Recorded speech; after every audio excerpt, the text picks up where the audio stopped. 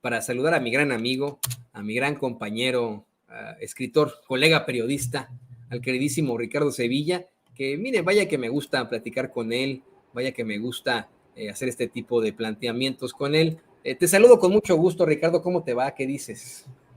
Querido Toño, público memorioso, me va muy bien, muchas gracias. Pues aquí dispuesto a darle al tema que nos propongas. Estaba yo leyendo un librito ahí muy interesante de un autor que le dirá mucho a Lorenzo Córdoba, a Arnaldo Córdoba. Estaba yo releyendo un libro que, por cierto, publicó en su momento la editorial Era, y que creo que Lorenzo, no sé si no lo leyó, no sé si fue reacio a esa lectura porque la había publicado su padre, pero tengo la impresión de que debió haberlo leído porque hablaba de un nuevo sistema político. Y Lorenzo Córdoba, querido Toño, no ha querido modernizarse, al contrario, ha querido estar enquistado en los viejos y degradantes sistemas. ¿Cuáles son esos sistemas? Pues el supuesto liberalismo y el neoliberalismo. Ahí se ha querido meter este señor. Pero estaba yo leyendo eso, querido Toño, te lo quería compartir. Pues cómo no, mi querido Ricardo, si el señor es emanado simple y sencillamente de los medios de comunicación.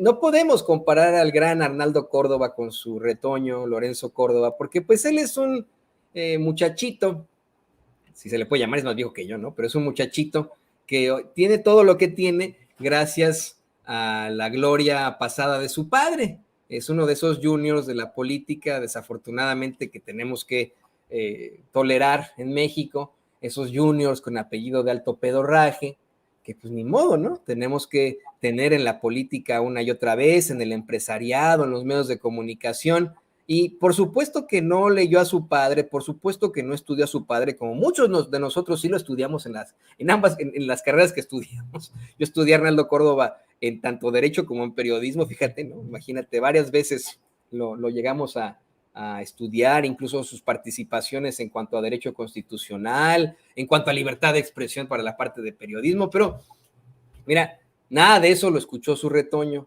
este personaje que pues simple y sencillamente llegó hasta donde está gracias a las glorias de su padre, como los Loret de Mola, como los Ferriz, como tantos y tantos personajes, como los Ruiz Massieu, como los de la Madrid, como los Madrazo, como tantos personajes asquerosillos que nos tenemos que aventar los mexicanos y de los que estamos ya muy hartos, querido Ricardo. Y ¿sabes qué? Si Lorenzo Córdoba también llegó a adquirir esta infamia, porque no le puedo llamar fama, se debió a alguien como Carmen Aristegui. Carmen Aristegui, que fue quien le abrió la puerta en los medios de comunicación y quien pues lo tenía como comentarista estelar antes de que fuera consejero del INE y luego consejero presidente del INE. Te lo comento, yo sé que vamos a hablar de Lorenzo Córdoba, pero me gustaría empezar con este tema, puesto que se acaba de dar a conocer y en el sitio Aristegui Noticias llevan con bombo y platillo que Carmen Aristegui va a recibir el World Press Freedom Hero Award 2023. ¿Qué opinas de todo esto, querido Ricardo? Opino que primero opino que hay premios que honran a la persona y a veces hay premios que son honrados por la persona. En este caso, me parece que Carmen Aristegui, lo hemos comentado en varias ocasiones, no es periodista en el sentido estricto de la palabra. Y es que un periodista, hombre o mujer, tiene que ser muy completo. Es decir, tiene que haber no solamente estudiado los géneros periodísticos, los de opinión, los informativos, no. Tiene que haberlos ejercido. En el caso de Carmen Aristegui, pues ella en algún tiempo de oscuridad brilló como una alternativa. Y bueno, pues era una victoria pírrica. Si del otro lado tenías a personajes absolutamente execrables como Joaquín López Dóriga o como el propio Ciro Gómez Leiva, que también en algún momento más o menos fue faro alumbrador de ciertos personajes por ahí. Carmen Aristegui tenía como el camino ya allanado. Entonces era muy fácil obtener una victoria ante estos personajes absolutamente anodinos, primitivos, rústicos. Y bueno, Carmen Aristegui, que yo conozca, que yo sepa, no tiene ningún reportaje, ninguna investigación, ha servido como faro o como un espacio donde se dan a conocer los trabajos de otros personajes. Entonces ella se ha sabido apropiar. En ese sentido, yo diría algo muy fuerte, a ver si no me vuelvo más impopular, que es un poco carroñera. Y es que en este trabajo, en esta profesión, también hay mucha gente carroñera. ¿A qué me refiero con eso? A que, pongamos por caso, nosotros acá en Sin Censura publicamos, sacamos, comentamos, damos a conocer una investigación y de pronto habla Carmen Aristegui y dice, oye Ricardo, oye Toño, oye Vicente, oye Nancy, etcétera, quien sea que esté a cargo de la investigación, ¿por qué no vienes y das a conocer aquí tu investigación? Entonces, imagínate nada más, ese es el ardid, ese es el truco de Carmen Aristegui, que le come el mandado a otros periodistas, entonces los invita y ahí se difunde el trabajo y entonces se crea la confusión porque en muchos momentos se da la impresión de que ella, a través de su medio de comunicación, en este caso la plataforma Aristegui Noticias, es quien habría hecho la investigación, pero de ninguna manera es así, prácticamente en ninguno de los casos. Si tú te das cuenta, y yo creo que sí, y la gente también, pues lleva a periodistas de Mexicanos contra la Corrupción y la Impunidad, de Animal Político, de otros medios de comunicación, de la misma revista Proceso, y entonces ella se cuelga de esos trabajos, de esos reportajes, para darle visibilidad. Ella a lo que va es siempre a la búsqueda del rating. A mí me lo dijo con todas sus letras cuando presentamos ahí el testimonio sobre la insidia, porque se cree que, o hay mucha gente que cree que ahí se presentó el reportaje de Operación Berlín. No, el reportaje de Operación Berlín lo presenté en Eje Central, pero Carmen Aristegui me invitó a Aristegui Noticias y ahí dimos a conocer otra parte, otra pieza de ese reportaje. Entonces, Carmen es así, e incluso en uno de los programas, ella me dijo con todas sus letras, así, juntó sus manitas, está chiquita, y entonces me dijo, por favor, Ricardo, no le vayas a dar entrevista a Julio Astillero, porque además somos de la misma cadena, porque se transmitían desde Radio Centro, entonces me dijo, no lo hagas. Yo acto seguido, al salir del programa de Carmen Aristegui, le di una entrevista a Julio Astillero, de tal suerte que yo no sigo línea editorial. Carmen sí está en pos del rating, está muy pendiente de la audiencia, y si hay un tema que ella considera que le puede elevar los números, lo va a llevar, lo va a tratar. Entonces, estos premios me parece que son premios de oropel, premios que no sirven absolutamente para nada. Yo no sé quién la candidato, habría que ver quién la propuso, porque en una de esas ella misma se propone. Le podría pasar lo que a Norma Piña. Ya ves que ella forma parte de los directivos regionales de la fundación que la premió y dijo, bueno, pues hay una candidata a derechos humanos que yo conozco, que es muy buena. ¿Y quién es? Pues yo merengues, entonces me lo merezco sobradamente. Estos premios son premios de pacotilla, querido Toño. Sí, mejor están los premios de la feria, pero mira, a lo mejor se lo da también la USAID, ¿no? Ya ves que estas organizaciones de World Press, Freedom Hero, ya sabes cómo se las gastan, ¿no? Y seguramente le van a hacer el bombo y platillo. Fíjate, cuando hubo en algún momento Carmen Aristegui no era la predilecta de los medios corporativos, no la veían como, fíjate, ¿no? Yo solo los estoy citando, le decían Chairistegui, hoy es la gran maestra del periodismo para los medios corporativos. ¿Cómo cambian las cosas, no? La gran maestra del periodismo para los medios corporativos.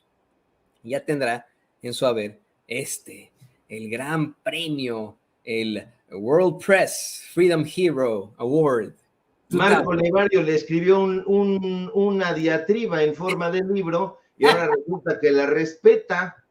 Imagínate nada más el mundo de cabeza. Y sí era consentida, Toño. Lo que pasa es que era todo truco porque, imagínate, estuvo en MBS, el medio corporativo de los Vargas, estuvo en Imagen, fundaron ese medio de comunicación, ahí estuvo con Javier Solórzano, estuvo con nada más ni nada menos que con Pedro Ferriz de Con, sus oficinas estaban en las lomas de Chapultepec, ahí en Prado Sur, justamente estaban ahí, yo los conocí perfectamente. Trabajó en Televisa, tenía ahí un programa que se llamaba Círculo Rojo, duró poco, pero estuvo ahí, o sea, sí, era como hipocritón el asunto, porque pensemos, MBS, Imagen, Radio Centro, Televisa, pues no estaba mal, no estaba nada mal, a nosotros no nos invitan ni siquiera a los medios del Estado mexicano. Sí, no, y me estoy acordando, corrígeme tú si me equivoco, lo estaba buscando en estos momentos, pero corrígeme si me equivoco. Recientemente hizo una entrevista muy a modo a los panistas, si no me equivoco, ¿no? A los panistas del cártel inmobiliario, y muchos se quedaron con un muy mal sabor de boca, la compararon ya incluso con Carlos Loret de Mola, y decían, bueno, pues ¿cómo es posible? Es una Carmen Aristegui que siempre fue muy crítica, que siempre tenía cuestionamientos muy duros a sus entrevistados. Fíjese que no, eso es lo que se piensa. Pero yo recuerdo un hecho, mi querido Ricardo Sevilla, que a mí me dejó muy mal sabor de boca. No sé si te podrás poner a pensar en aquel momento en el que hubo una cumbre de líderes de América en Cancún, a la que pues Carmen Aristegui tuvo acceso, me parece que a todos, excepto al presidente de los Estados Unidos, pero a todos los líderes de América pudo entrevistar. Y a todos, en efecto, los entrevistó durísimo, con cuestionamientos muy, muy fuertes, excepto a Cristina Fernández de Kirchner, a quien decía, no, señora presidenta, ¿cómo es que usted llegó al poder? Y etcétera. Y bueno, pues ahí se vio una situación verdaderamente cuestionable de Carmen Aristegui. Lo digo con mucho respeto para Carmen, ¿no? También ha encabezado situaciones cuestionables como este incidente de, ¿cómo se llamaba esta personaje de las encuestas Redillo, en la que, bueno, pues hasta nos quisieron embarrar a nosotros?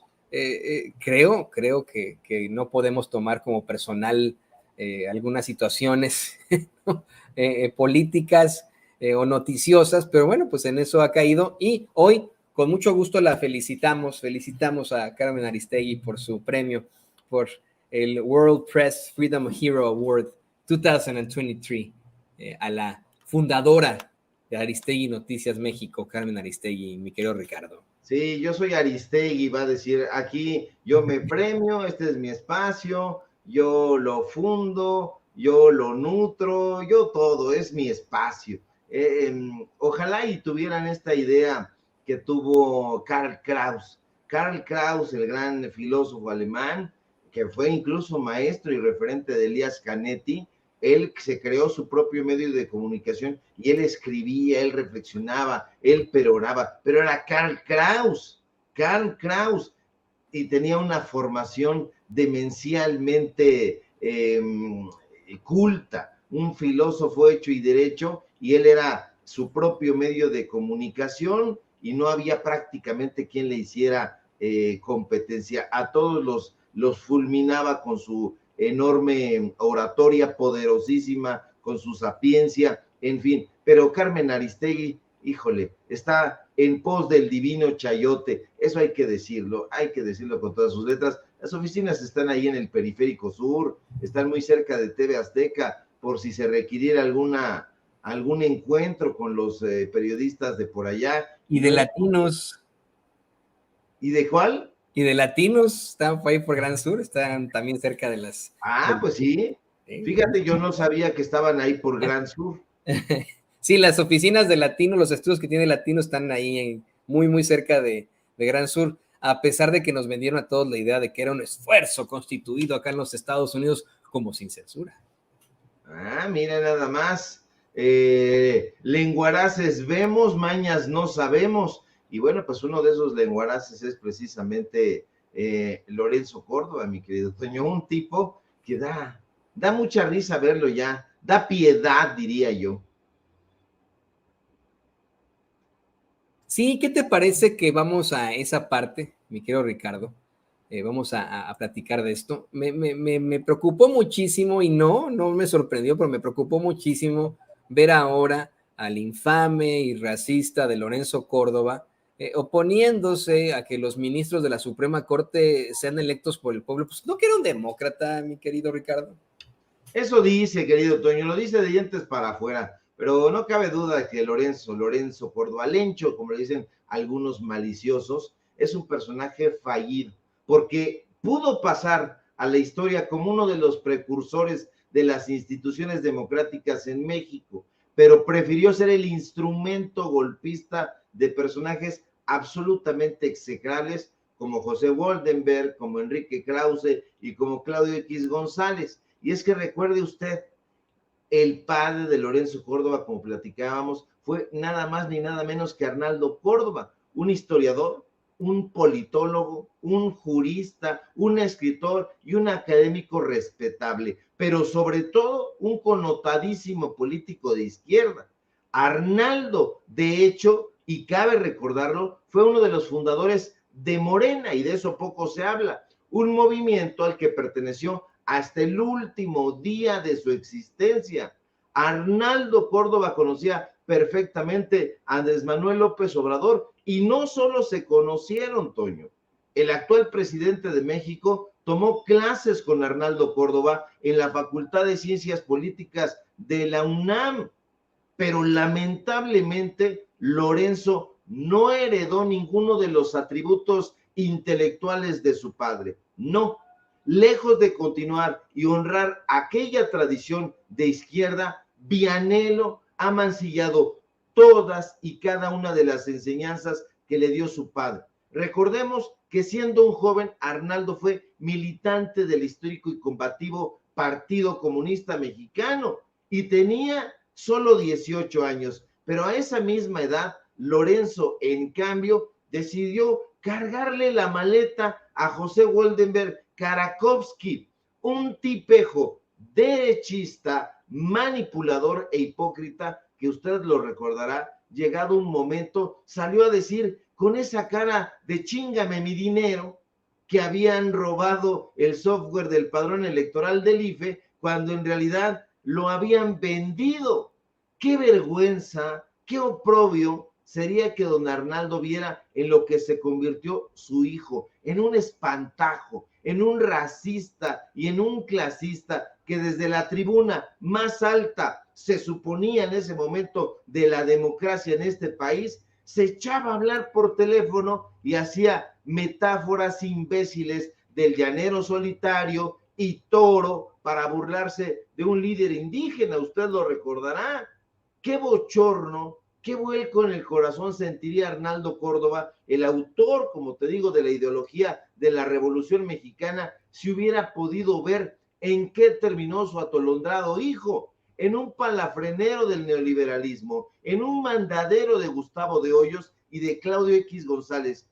Yo barrunto que estaría devastado, pero déjeme decirle que la caída de Lorenzo no ha terminado, porque usted sabe que la capacidad de ciertos seres humanos para degradarse es infinita. Y vaya que Lorenzo ha logrado degradarse hasta la abominación. Mire, de ser el presidente del INE, terminó de empleado de Roberto Madrazo y compañero de personajes de pacotilla, de bufones como Carlos Loret de Mola y el payaso Broso. Eso sí que es envilecedor y deshonroso, pero resulta que extraviada la dignidad por completo, también aceptó ser empleado de Juan Francisco Eli Ortiz, el dueño del Pasquín, el Universal, y desde las páginas chayoteadas de ese medio de desinformación, el día de hoy ha salido a decir lo que comentabas, Toño,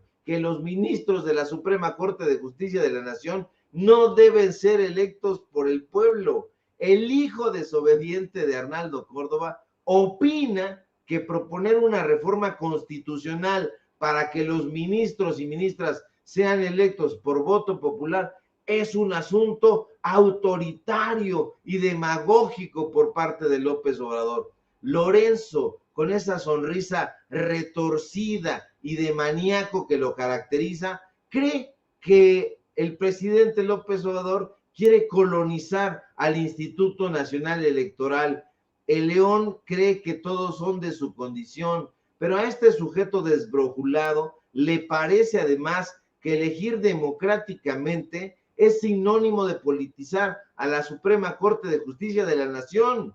Dice que el presidente está alimentando un contexto de linchamiento en contra de los buenos, de los probos, de los justos magistrados y magistradas. Es una locura. Pero en el colmo de su defensa, Chava, Toño, el compañero de Broso dice que es cierto que en algunos países democráticos hay algunos funcionarios judiciales designados por el voto popular, pero que se trata de jueces de bajo rango y casi siempre encargados de asuntos menores, no de relevancia institucional. De verdad que se necesita tener la cabeza llena de vómito, de heces fecales, para tenerle tanto miedo al pueblo y a la democracia. Y hoy yo creo que si le hubieran dicho a Arnaldo Córdoba que iba a tener un hijo tan burdo y traidor a la patria, no lo hubiera creído, pero si lo hubiera visto, al menos en la mitad de sus trucos y de sus atracos, no tengo la menor duda de que se hubiera infartado. Entonces, este personaje, véanlo, haciendo ahí, lo diría mi mamá, retorciendo la boca, poniendo la boca o la trompa chueca, ese es un racista, pero se está degradando más. Yo pensé, querido Toño, que Lorenzo Córdoba ya había caído hasta el fango, pero se las ha arreglado para encontrar algo más profundo. Y ahí está navegando un personaje que ha ido menos, hasta convertirse en la chapucería que es hoy en día. Y bueno, pues ya lo veremos, o ya lo estamos viendo, de compañero de Broso, de Loret de Mola en Latinos, y por el otro lado en el Universal, tampoco hay por dónde irle, porque ahí tiene de compañero a Leoncito Krause, a Guillermo Sheridan, a su ídolo José Goldenberg y a otros mafufos de ese pasquín. Pero le tiene miedo definitivamente a la democracia, habiendo, figúrese usted, siendo el presidente del Instituto Nacional Electoral, pero le tienen terror a la democracia y, por supuesto, al pueblo de México. Así es, esa es, vamos, la verdadera cara de un Lorenzo Córdoba que pues ya se apareció por la UNAM y que fue rechazado por muchos alumnos. Tú nos habías advertido en algún momento que los que lo apoyan, pues es la parte normal de la UNAM debido a la derechización de la Facultad de Derecho en la máxima casa de estudios, debido a la llegada de los itamitas al mismo, pero bueno, el rechazo absoluto al que se enfrenta en todas partes, que se enfrenta en esas conferencias, si se les puede llamar así, que da. Y pues en todo caso, querido Ricardo, creo que será quien represente a la derecha mexicana por mucho tiempo. De hecho, le voy a pedir al equipo que nos grabe ya para cerrar con esto. No es el único caso, querido Ricardo y querido público consentidor, en el que el hijo de una persona muy notable y propositiva para México se convierte en un enemigo para México. Ahí está también Juan Nepomuceno Almonte, el hijo del gran siervo de la nación, José María Morelos y Pavón, que resultó ser uno de los hombres más conservadores que ha tenido la historia de México, mientras su padre, José María Morelos y Pavón, consiguió hacer un llamado y consiguió establecer la abolición de la esclavitud, plantear los sentimientos de la nación, buscar que no existiera la indigencia, buscar que los funcionarios públicos no tuvieran tanto dinero, mientras que su padre, José María Morelos y Pavón, cuando era referido por muchos que lo admiraban como Su Alteza Serenísima los corregiles decían, no, no, no, no, yo soy su sirviente, yo soy el siervo de la nación. Este señor, Juan Nepomuceno Almonte, pues fue uno de los personajes que trajeron a México, a este continente, a Maximiliano de Habsburgo, y fue uno de los conservadores más recalcitrantes durante la Guerra de Reforma, un verdadero villano para nosotros los mexicanos. Es lo mismo que planteas tú, querido Ricardo Sevilla, en el caso de Lorenzo Córdoba. Lorenzo Córdoba, hijo del gran Arnaldo Córdoba, un gran luchador por los derechos civiles, por los derechos fundamentales de los mexicanos, uno de los fundadores de Morena incluso. Ese es el hijo que tiene y que hoy pues representa precisamente la ultraderecha mexicana, y que en algún momento podría ser el gran candidato de estos personajes. ¿Qué opinas de esto, querido Ricardo?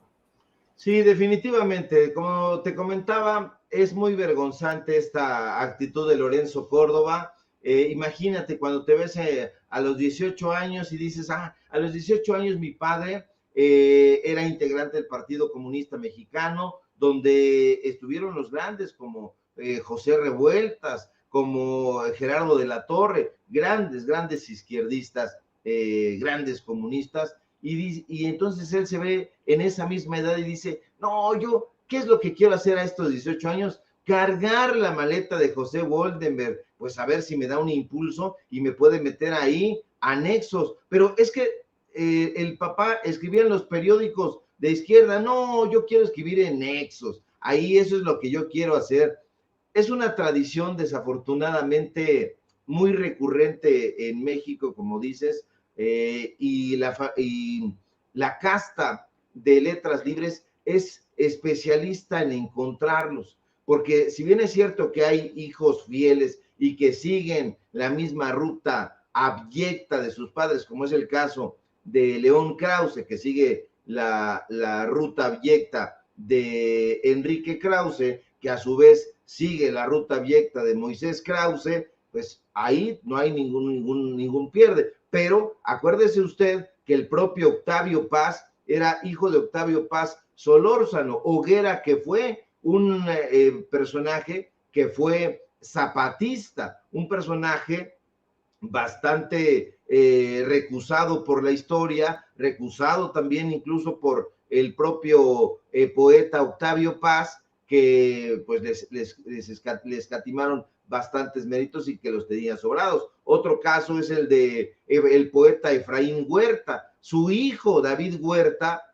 pues terminó siendo un epígono de Octavio Paz, metidísimo en el grupo Vuelta, Letras Libres, y que terminó incluso abjurando de su propio padre. Es un asunto desafortunado, y el caso de Lorenzo Córdoba pues es uno más de todos estos mosaicos, un mosaico de traidores que no honran la tradición de donde vienen. Pues a nosotros solamente nos restará ver cómo se continúa degradando, a ver cuál es el siguiente paso. A mí me parece difícil de superar esta degradación, esta abominación, ya de ser el personaje que era, porque todavía le tocó, querido Toño, a Arnaldo Córdoba ver cómo Lorenzo era elegido presidente del INE, porque hay que recordar que él fue, si no mal recuerdo, electo en enero de 2014 y Arnaldo murió en noviembre de 2014. Entonces, todavía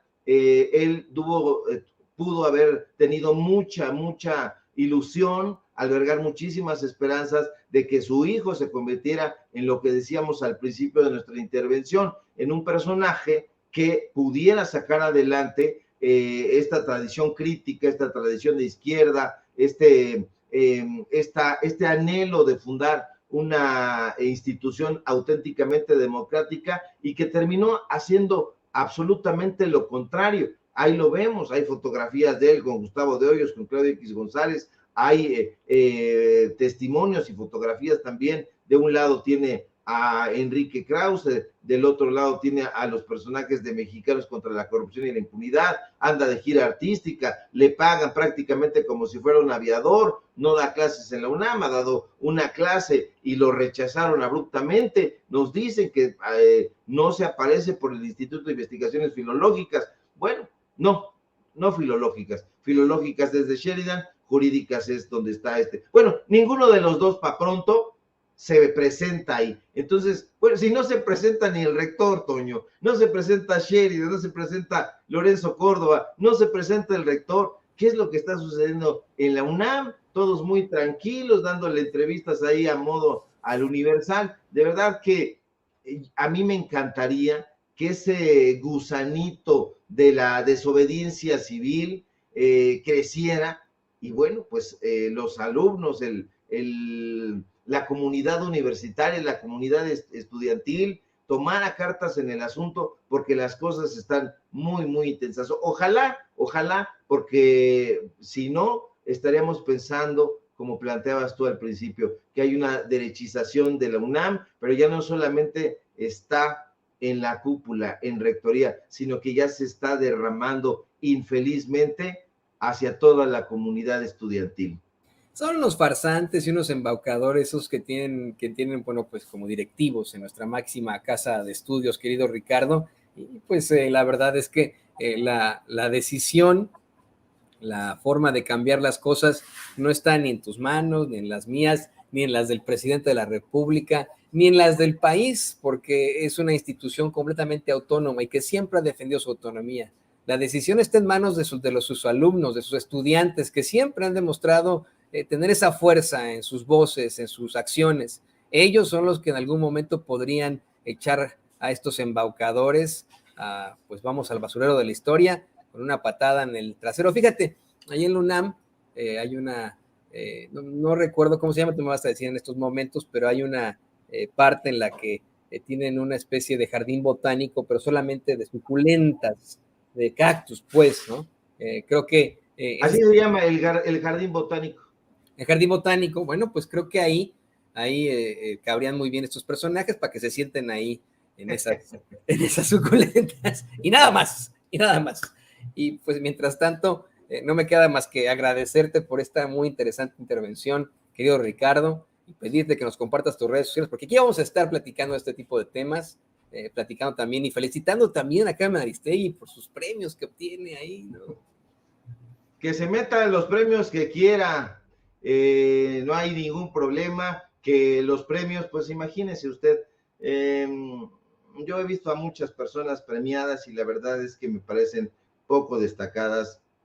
Yo no me imagino que José Revueltas recibiera ningún premio. La verdad es que he visto también a mucha gente que los ha rechazado y me parece eso un asunto congruente, porque aquí están legitimando que sí trabajan para fuerzas extranjeras con ideologías injerencistas, pero bueno, si ella se place y se complace de tener una pared llena de premios, de distinciones superficiales, nosotros nos complacemos en otra cosa. Nosotros nos complacemos en hacer periodismo de a pie, de estar en contacto con la gente, de darle el micrófono a usted para que exprese las injusticias sociales que infelizmente no son pocas. Ese es el periodismo social por el que nosotros apostamos. Hay quien está apostando por tener sus oficinas en el Pedregal, en las lomas de Chapultepec,